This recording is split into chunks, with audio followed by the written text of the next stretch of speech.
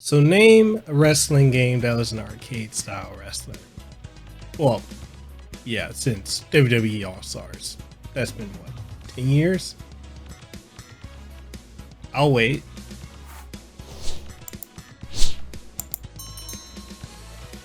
Alright guys, so today we're going to be doing a review of WWE 2K Battlegrounds, which is a game made by Saber Interactive and 2K Games, which is looking to bring the formula that was done with NBA Playgrounds, which was kind of like a modern take on NBA Jam, and apply that same type of fundamentals to the WWE and make a fun arcadey brawler style of wrestling game.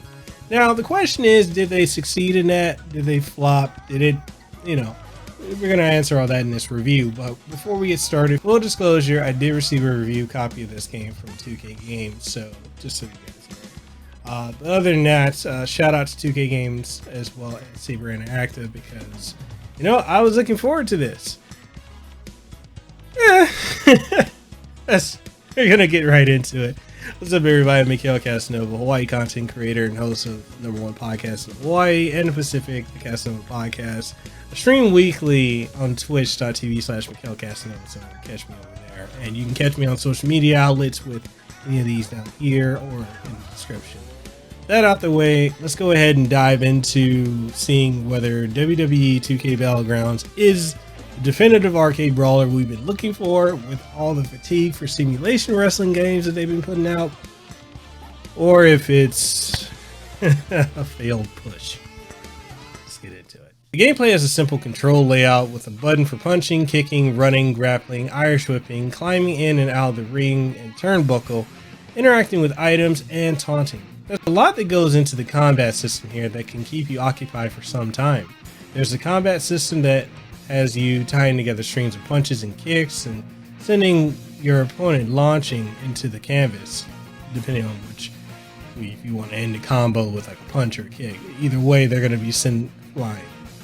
Grappling is done by pressing one of the face buttons on your controller plus the left stick in any of the 4 direction areas, which will allow you to perform different moves from suplexes to back body drops, German suplexes, and more. When paired with the shoulder button, you will be able to do stronger variations on these moves, which will have a camera cut to showcase the stronger moves, which look pretty brutal, such as throwing your opponent into the air and dragon punching them in the gut, followed by a brutal knockdown haymaker. You can also do special grapples with the right stick as well, which do extra damage.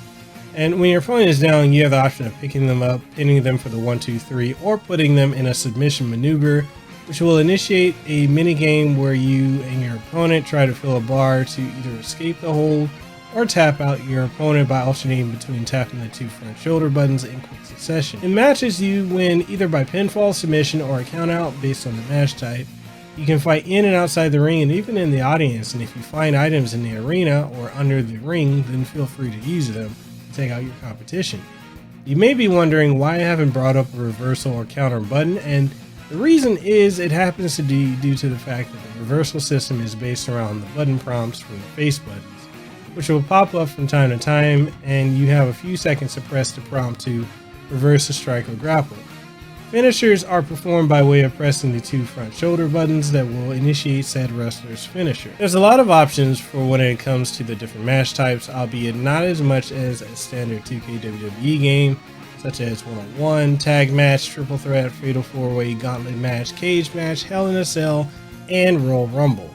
The functionality of cage matches are different than traditional 2K WWE game in that during the match you will need to collect bags of money, which will allow you to climb out of the cage, as well as having to avoid the electrified cage, which will knock you down and do heavy damage to you. The Royal Rumble matches are fun yet stressful because the enemy AI will gang up on you, and once you're out, the match ends. There are also online modes that allow you to play with friends online as well as other players, and what's cool is that the game allows crossplay, which allows you to play against players on other platforms, from PS4, Xbox One, Nintendo Switch, and PC. There are a few arenas to choose from and a few to create, as well as a COD mode or create a wrestler mode, which is cool, but it's incredibly limited because there's not a lot of options. And especially coming off of games within the last 2 decades, you would expect the creator wrestler to have a lot more features and functionality than what it does, but what it comes with is incredibly limited. Very few hairstyles, very few, clothing options, tattoos, outfits. It's just very bare bones. And even, I would go so far as to say that the Create an Arena is way more, it has way more to it than Create a Wrestler does, which is very bizarre. And even that's limited. There are over 40 wrestlers to choose from, with much of the roster not even being in the WWE anymore, such as Rusev, who now goes by Miro on AEW, Carl Anderson and Luke or Doc Gallows, who are now in Impact Wrestling, and more. Yet for some reason you have to unlock a lot of these characters by either grinding in the game with story and matches to earn bucks to buy them, or you go the incredibly controversial 2K route, which they've been known for really pushing you to spend real world money to get, just to unlock more stuff in the game. Do keep in mind, however, that you don't have to spend real money to unlock everything in the game. However, it is an option if you want to quickly get everything, but I personally would say just grind it out. If you don't have to spend money, why should you? Last thing I'll touch on is the story mode, which is presented in a comic book format with no spoken dialogue, following Stone Cold Steve Austin as he is initially approached by Paul Heyman, who is trying to do something new with the WWE and needs Austin to go and find some of the most rough and badass people in the world. Austin meets with this campaign original character, and you end up going around the world and competing against various wrestlers and original characters as you work your way up the ladder. It's okay, but it really isn't anything to write home about. I'll be honest in saying that this game is graphically a mixed bag, with some good and bad looking character models and just graphics in general. Wrestlers run the gambit of looking semi-sorta like their real life counterparts to looking downright ugly to the nth degree. The male wrestlers are hit or miss, with the female wrestlers being a serious miss on all accounts. The super deformed chibi style of the wrestlers in some ways works, and in many ways it really doesn't, especially with the disproportionate look that many wrestlers, especially the women, have. By women, look at Sasha Banks in game. She's downright ugly. And while I understand this game does borrow heavily in many aspects from WWE All-Stars and its visuals and gameplay aesthetics, I do feel that that game pulled off its graphics and gameplay much better and smoother than Battlegrounds does. Entrances are interesting, if I'm being nice, to look at, with the fact that wrestlers will drop into the arena either in boxes or special items, of which they'll burst out of them and do like one or two gestures and then moves on to, the next entrance. And entrance music, you can barely hear it. That's how bad it is. Arenas are a mixed bag of very low poly audience NPCs with slightly more detailed rings and ramps, which all just don't cohesively fit together. The audio is another area that's a very mixed bag, as the music playing during the matches kind of reminds me of the old N64 to SmackDown games with their generic rock alternative music, which for some reason just doesn't fit well in this game as it did in the older titles. Which, on top of that, you have commentary from Jerry the King Lawler and Mauro Ranallo, who is not at the WWE anymore, which, while it's decent, it's hard to hear them over the loud and uneven rock music. The best sounding audio in the game is when the wrestlers are hitting one another or when they are slamming each other into the canvas. The punches, kicks, and slams, they all sound incredible and bone-crunchingly painful. Well, here we go. The downsides. The game really suffers in the graphics department, like major, with an art style that just, it doesn't always work, and with enemy AI that is either bare bones dumb or just downright unfair that'll stomp a mud hole in you. It's a pain in the ass trying to deal with this varying of degree when it comes to the enemy AI. I mean, there's no in between. They're either incredibly stupid or just reverse everything you throw at them and you have no chance of winning. What do? Then you've got the unusual campaign mode, which it could have been great if it had cutscenes and voiceovers and not the comic book aesthetic. Or even if you're going to go with the comic book aesthetic, at least have some voiceovers with it. Then you have the disgustingly low customization options for Call, Create a Wrestler, and Arena Creation. And to top it all off with the very 2K-esque microtransactions that, it's a method for unlocking more stuff in the game, which I don't understand why 2K does this in their sports titles, but it's something that they really need to get in check, as they are treading upon becoming another EA in that category. The game has a mountain, and I mean a mountain of issues. And yet, even with all that, it's still at times a fun game to play. I know that's looking at the glass, or can rather, Rockstar can half full. That's me trying to be optimistic about this game.